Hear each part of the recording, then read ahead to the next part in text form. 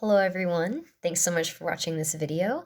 I'm here to give my presentation corresponding to my final paper for Dr. Broder's class, The History of Western Education. The name of my paper is Natural Law, Education's Bridge in a Pluralistic Society. I want to begin by sharing with you the original idea or inspiration for my paper and why I wanted to write it the way I did. It came from a practical concern that was raised for me listening to the comments from so many of you in the classroom concerning the material we were going through in probably like the last 5 weeks. I remember specifically we were reading different texts that would talk about a certain methodology or an anthropology of the person. And then we would kind of talk about, okay, now how does the teacher share this with the student? How can the student connect and understand how this applies to them? Specifically, if the educator is looking to pull from tradition and believes that the student is an ensouled body made for a transcendent end, how do we teach the student that? And I remember listening to so many of you who are actual teachers and have experience in the classroom sharing the myriad of different areas where there's a communication block. Because you might, in one classroom of 15 students, have, 5 different religious backgrounds, different philosophical views, different cultural backgrounds, and also family structures. And then from that, as the educator, you are asked to share this unified vision and somehow get it to resonate with all of your students.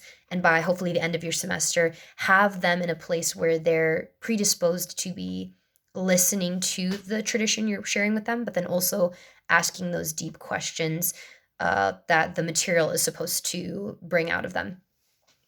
So that's what I noticed is there was this block, and rightfully so, because how are you supposed to communicate individually to each of your students when they have so many backgrounds? So that being said, I wanted to propose a solution to it, and I found that just popped up in my head when we read The Abolition of Man by C.S. Lewis in class. Uh, the way he approaches natural law and sees that as the starting point, and then obviously goes into all the consequences of education once it deviates from that, I found to be very helpful. And I think specifically the bridge we need. So that's the proposal of my paper, is that natural law, especially as Lewis describes it in his book, can be that starter point, that way for open dialogue. It's something that any human can appreciate, and it can be that vehicle to get into a student's mind. And from there, you can start unfolding all those different things that you want to propose to your student. But you need that entry point, and I think this is the way to do it, or at least a good way. There's probably more than just one. So yeah, in the pages of my paper, I'm looking at it here, and I'd love to lay it out for you so you can get an idea. I'm looking at exactly how natural law can provide common educational ground by examining C.S. Lewis's Abolition of Man. So that text is the main body of my paper. But then also I want to look specifically at um, in the pursuit of clarity, like what the key elements of natural law are. So I go back to Aquinas. I also look at basic Christian anthropology, because if we are the educator I'm talking about in this paper, which is the educator who desires to show their student they're an ensouled body made for a transcendent end, it is very important that we do eventually come to Christianity and see how that applies, how that anthropology applies. And then I want to conclude by approaching natural law when the person approaches it but doesn't have a transcendent end in mind, and how that can only achieve like a partial result.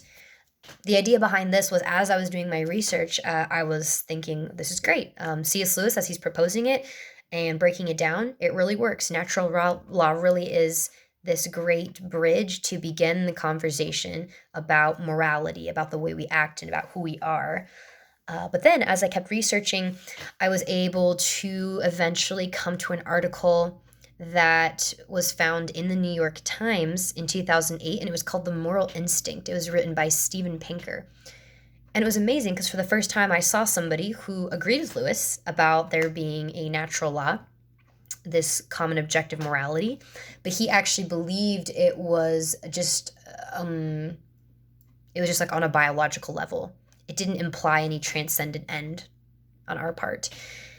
And so in the paper, I kind of dive into that and look at how he achieves partial results. So there are certain things he gets to that I agree with and Lewis agrees with about natural law.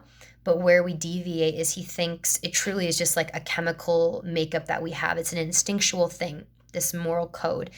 And so that being said, it doesn't necessarily lead directly to Christianity or lead directly to there being some benevolent God that we all come from and are created by and are meant eventually to be in union with. He calls it the God card. And he says it's kind of just like a way to pursue a specific moral code or way of life and push it on other people. So that's towards the tail end of my paper. And once again, it's that example of this bridge I'm talking about, natural law. It is I think it could be incredibly helpful in the classroom, but if you are using it, to be strategic of how are you using it. So the idea of using it as a bridge to begin that conversation with students, but remembering that in mind you have in the next few steps a proposal for the realities of Christianity, human anthropology, what it means to be a created creature made in the image and likeness of God, and from there, continuing to move forward. So in the breakdowns of chapters, I literally go through each chapter that C.S. Lewis has in his books. So Men Without Chests, I already forgot the name of the second one, The Way, in which he tackles the invalidity of making a moral judgment. And finally, The Abolition of Man, where he's talking about moral law, or in his book, he calls it the Tao, referring to like the Chinese name, and how it has really intense consequences if you disregard it. So I go into all the details with that as well. Once again, this paper is very much angled at what are his views, what are the good things we can pull from it, bearing in mind what is, like, how could I explain this to my students? Like, what could be that starter point? If I have one student that is Christian, and then I have another student that is completely relativist and atheist, is this a topic that I could start with and both students could be on the same page and tackle the questions together and make intellectual progress together? That's kind of the idea that I'm trying to run with in my paper here.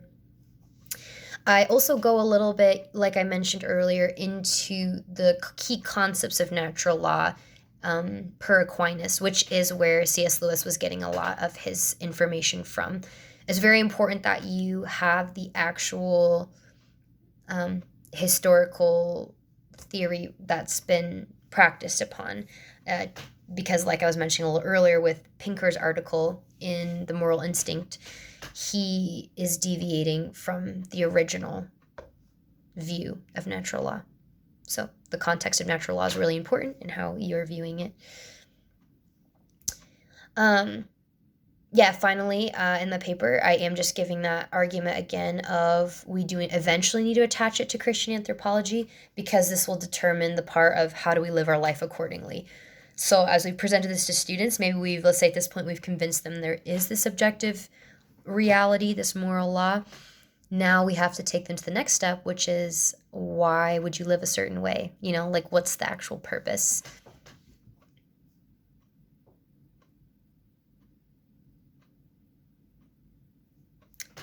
So I think that pretty much packages my paper.